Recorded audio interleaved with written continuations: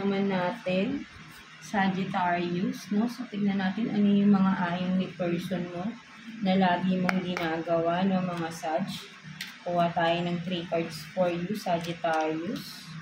Let's see. Ano yung mga ayaw ni person mo na lagi mong ginagawa, Sagittarius? Natin. For Sagittarius, please.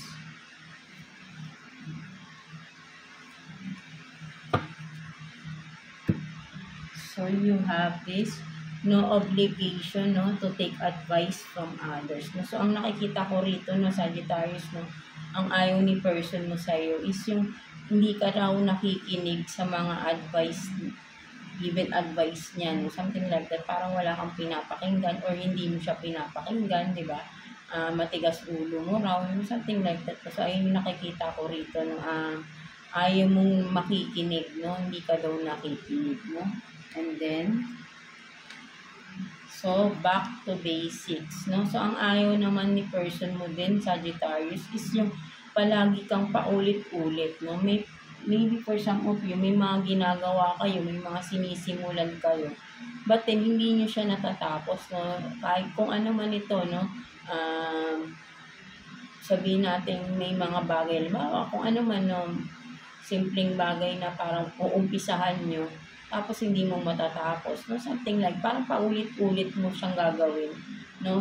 Parang palaging umpisa lang ng umpisa, pero hindi mo siya tinatapos, or hindi man lang napupunta sa kalagitnaan, or sabihin natin, hindi mo nakikita yung pinaka-resulta, no? Kumbaga, palagi ka na lang na paulit-ulit na lang, no, nagsisimula, no? Kung ano man ito, no?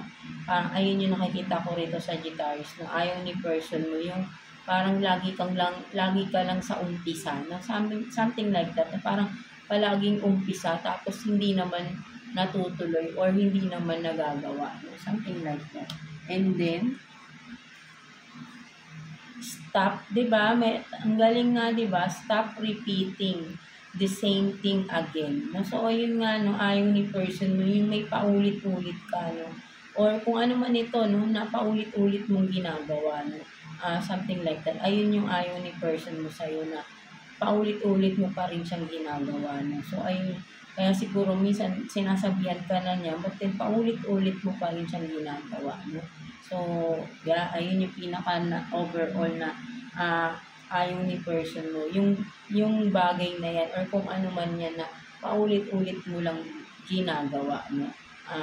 Kung ina-advisean ka na, maybe masama ito, kaya ina-advisean ka, binibigyan ka ng guidance, kung ano man, but then inuulit mo pa rin siya, no? So, ayun yung nakikita ko rito, na ayaw ni person mo, na ginagawa mo, no?